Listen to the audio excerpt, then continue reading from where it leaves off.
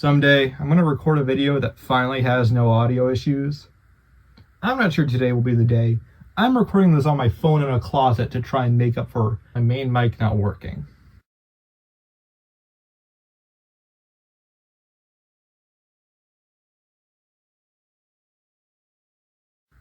Fuck you! FNaF World is still canon. Freaking Encyclopedia it barely acknowledged it. Scott has never once said it wasn't canon or was removed from canon or anything like that. In fact, he said in Doc's interview that he regrets trying to tie it into canon, but he never said it wasn't canon. I swear, I looked through like 100 Reddit posts and Steam posts and comments and all that, and I couldn't find anything that implied FNaF World was canon. Other than his initial announcement where he was like, oh, this is going to be more like a fun game, but who knows what he was talking about there. I think this might have genuinely been his plan to make it a for fun game before he changed his mind. He also said in a later post that it was becoming way bigger and more important than he meant it to, so, that's the only time where it was ever implied to not be canon. And he later contradicted in the Doc interview, which is way later, so that takes priority in my opinion. I feel like the best case scenario for denying its canonicity would be saying it's something like, oh, it was retconned into insignificance or something like that. Maybe it's true, I don't agree with that, but it is possible that it just doesn't matter anymore whatever it was meant to do, but we'll get into why I don't really agree with that. For now, I just want to go over why I think FNaF World still has relevance. I'm not going to argue it has as much importance as something like Help Wanted does to Security Breach or Pizzeria Simulator does to the rest of the franchise. It's not that important. What I'm trying to get at is there's stuff still here. I want to talk about that stuff. One of the issues people ran into when it first came out was trying to tie FNaF World directly into the franchise as some sort of literal event like a purgatory or heaven or safe haven, which isn't exactly denied by the game, but I think trying to think of it in a too literal of a sense, like it has to physically happen somehow, doesn't work. It really only works as a meta-narrative where you take what's relevant to the lore out of it. If you focus too much on the goofy colors and mangle with our paddle ball, it will become a confusing mess. You have to focus on what the game is trying to say about the lore. I feel like there's kind of two halves of FNaF World. To me, the entire purpose of Update 2 is just to build up Sister Location.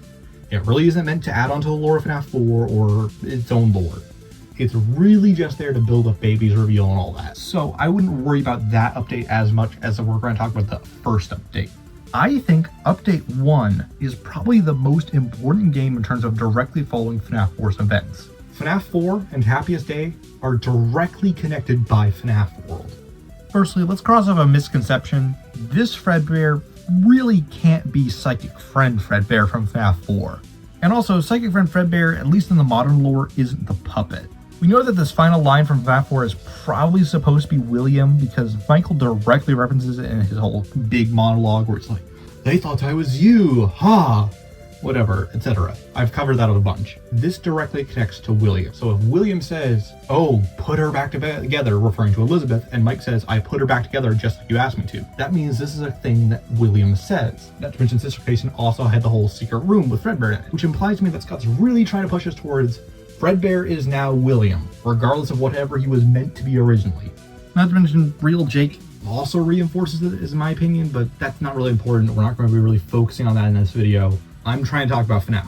What I'm trying to get at is that in current FNaF, as of 2023, writing this and recording this damn puppet is not this damn plushie. Who the fuck is Glitch Fredbear? Who's Spooky Eyes at the start and end of the game in the clock story? Who are we? Well, Glitch Fredbear gives us two major hints compared to the Spooky Eyes. We are not him. Him is brought up several times.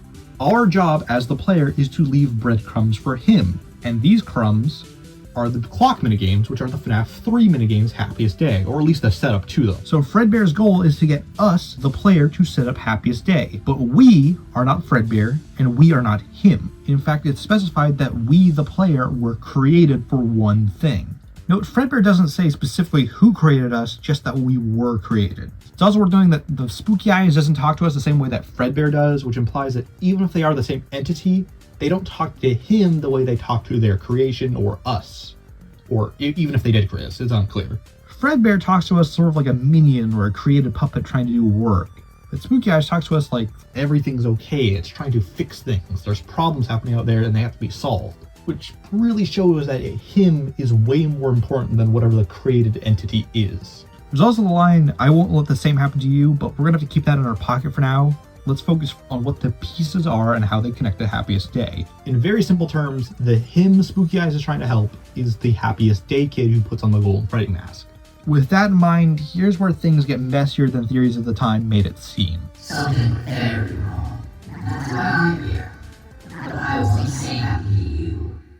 Which heavily implies that something can happen to him that could have happened to someone else that went very wrong. I honestly think this is the most overlooked line in the franchise. It's so damn interesting. It's not like the issue is that they could die, because I mean, every kid's dead in the series. It's not like he's talking to him while he's alive.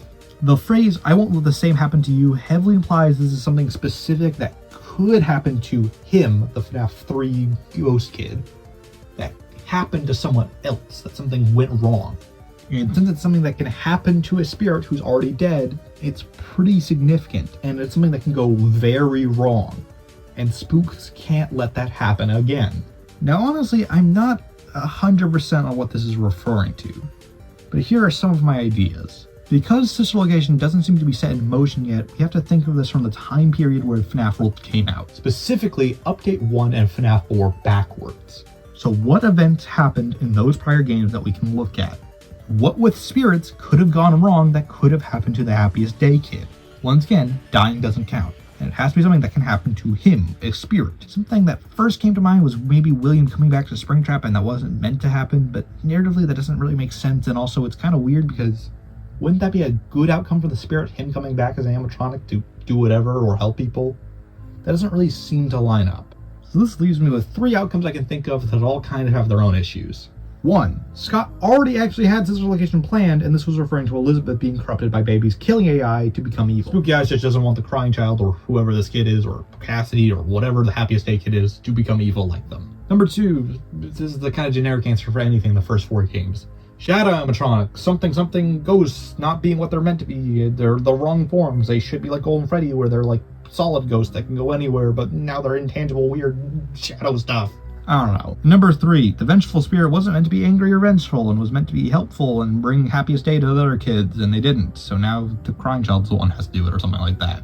All of these have issues. Nothing in Update 1 on its own foreshadows Sister Location, unless it was updated retroactively, like this one line that was added to one of Fredbear's secret dialogues. The Shadow animatronics are barely characters and seem to have a kind of completed arc and role in the first 3 games. To briefly go over it, Shadow Freddy has the arc of leading the kids to the back room, which is not really a story arc, but he did a thing that happened. And Shadow Bonnie seems to be characterized as a sort of other guardian helper of the puppet, somehow, considering that it helps one of the kids in the Happiest Day minigames. And all of his moves in FNaF World are stuff like gift boxes, haunting, mimic ball, all support stuff, so it seems to imply he's a good spirit, and FNaF AR would later double down on this with a whole Shadow Remnant guardian role he kind of has. But, it doesn't really feel like this fits as their role or purpose or whatever, or something that would go wrong, because that's what this hinges on. It has to be something that went wrong with the shadows, and it doesn't really line up with them. And number 3 kind of hinges on the whole Golden Bow theory being around as early as FNaF 4, and that Scott knew this would be Golden Freddy's character direction and end destination for the story, and Cassidy would be important and relevant, and had the character planned out already.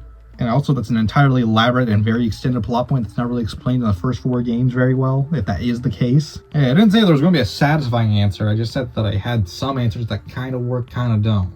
So instead of trying to make a concrete, impeccable theory or something like that, which is sometimes what I've tried to do to mixed results, I'm going to focus on a headcanon that may or may not be what it's intended, but it fills out all the gaps. And at the very least, it shows what potential FNaF World has. Since Spooky Eye says that the breadcrumbs and pieces are for you being him, the Happiest Day kid, it implies that the Happiest Day is something that can only be brought together by him, the crying child.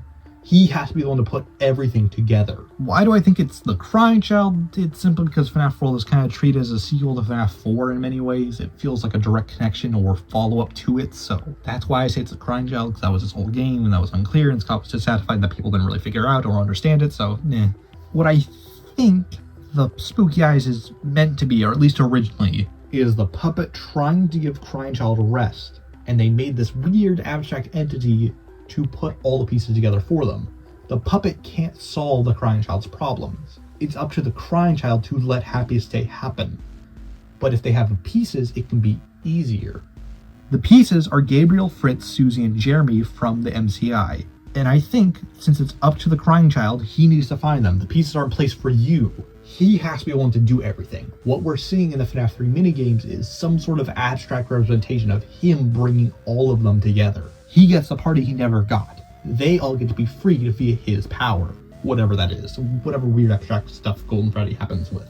And what went wrong is that Cassidy, the vengeful spirit, was supposed to be the one to let this happen, but they got caught up in their lust for vengeance. They want William to suffer forever, and if the spirits are trapped with them, they can help Cassidy torment William. They don't want to be left alone based on Andrew's personality and Friday's. That seems to be one of their big motives. Cassidy wasn't meant to be like that. They were meant to free the others, to give up, to move on, to let William die and rot in Springtrap. Now it's up to the crying child to help others. Something that backs this up is that the crying child is blind according to the logbook. In Happiest Day, he looks up. Granted, all the spirits do that, so it's not as important. But more importantly, these spooky eyes are just in this black void talking to him, which implies that is the perspective of the world to the crying child. It's just this empty void wasteland. The crying child's alteration of stuff is weird and abstract, like altering letters and phrases in a logbook. He doesn't have the traditional powerful control that Cassidy seems to have, which seems to be why he needs help in the first place. He can't do everything on his own. He needs the puppet's help, but he still needs to be the one to do it. Editor Squawks here. I can't believe I missed the idea that the reason all the FNaF 3 minigames are these weird glitched modified arcade cabinets is because the crying child can't create new things or bring back old things. He can only take something that exists and reinterpret it or modify it, just like he can only modify text in a logbook. That's why all glitched arcade cabinets and minigames in FNaF 3. This also solves the role of the puppet master, which is kind of inexplicable in every way if you try to think of the lore in a literal sense again. But I do think this theory has a solution. Cassidy is the puppet master. I feel like the cheap answer is to say it's Scott Cawthon, because Animadude is the final boss. But that's not really the thing going on. That's part of the whole facade. Fredbear specifies that if you want to play along with the story, you can do it. Animadude isn't the puppet master. If the player, this weird abstract entity created by the puppet, succeeds in their goal, then it's all gone. They are left alone to torment William forever, like we see in UCN. The Old Man Consequence is there in UCN. There is some clear connection between FNaF World and UCN in that way. I think all of the enemies we see in FNaF World are things created by Cassidy. This entire story, the goofy overlay, the world, the meta-narrative, all of it is Cassidy trying to delay the player from what's actually important, the clock ending. That's why the main story has nothing to do with anything in the actual clock ending and storyline. Fredbear, whoever they are, is trying to leak in to tell us, no, that's wrong, you're not doing it right. But the normal, non-glitch Fredbear is Cassidy trying to push them down that story. The player is their puppet to try and get them away from what, ironically, the puppet wants. Like I said, I'm not sure that's what Scott intended, but oh man, that solves every issue and completely fills that chunk of the story, which is really what I'm trying to get at here. I keep bringing this up, but I'm not sure there is a solid, convenient explanation for FNaF World, and sometimes that's just not going to be the case. Sometimes there just isn't going to be a straightforward answer. But oh man, is there so much more room to talk about here. Oh, and before I end the video, I do want to acknowledge something that I've intentionally been avoiding, and that's Spooky Eyes references the end of FNaF 4 multiple times. I mainly did this because I wanted to see how many comments I could get from people saying, oh, hey, you didn't acknowledge that line. Because yeah, I didn't. Thanks for helping out the algorithm. My guess is those comments are going to be something along the lines, that confirms that Spooky Eyes is Fredbear from FNaF 4, and therefore Charlie is psychic friend Fredbear. I'd agree with this if this was still 2016 when the game came out, and maybe this is even what Scott originally planned. But I don't think that's what it is now. I went over this earlier, but it really does seem like Scott now wants psychic friend Fredbear to be William regardless of what it was originally. I know the text color is different. Once again, William references the whole, put Elizabeth back together, Michael. Do the thing. Put her back together. And Mike's like, I put her back together just like you asked me to. And that's a crying child reference. That's a reference to the end of FNaF 4. So you kind of have to pick your poison with the plot holes here. Either William just happens to say the same things that this talking ghost plushie said, or Charlie just happens to say the same stuff that happened in the end of FNaF 4 in FNaF World. Not to mention the whole Charlie plush thing relies on the idea that Charlie dies first and her spirit, which goes straight to the puppet based on how 6 shows it and how the events played out. And that she somehow ends up connected to or able to communicate through Psychic Friend Fredbear somehow magically in some way or something. The point is, you kind of have to pick your poison with the whole plot hole of this line. And I do think the original intent was that this plush was genuinely haunted and that this was talking to him and this is its own character, maybe even beyond the puppet. But I don't think that's what it is now. I think that this character is now just the puppet who just happens to say the same stuff as William. Or that William just happens to say the same stuff as this character. It doesn't really matter. You just have to think of it as a coincidence one way or the other. Though, even though it's a mess, even though there's ambiguity, there's still intrigue. FNaF World has so much untapped potential as part of the FNaF canon. I'm not trying to make a definitive theory here. I just want to talk about overview spots that caught my eye. One of the most annoying things I said in my original FNaF 2020 Explained video was that we'll just brush past FNaF World. Roll the clip! FNaF World's weird and we won't really get into it much, so I'm just going to kind of skip over it. It's an RPG. It's sad that my speedrun video that was done in like an hour or two has more logic and rationale to it than the entire 22-minute video I spent a month on. I hope this helps people at least give FNaF World another chance, and honestly, you should play it yourself. I mean, it's a free game, it's very quick, you can get through the clock ending very fast if you know what you're doing. There's a ton of walkthroughs on it, so I really encourage you to play it yourself. It works pretty well as this weird little implication section, this kind of chunk of like, huh, that's funky, maybe we should consider this. Draw your own weird conclusions. Make it so, I don't know, Shadow Bonnie's a creation of Charlie and that's what we're playing as, or Mike is Fredbear, I don't know. FNaF World's pretty wild, so if you're going to make those weird theories, this is kind of the game to do it. I look forward to those comments. Bye.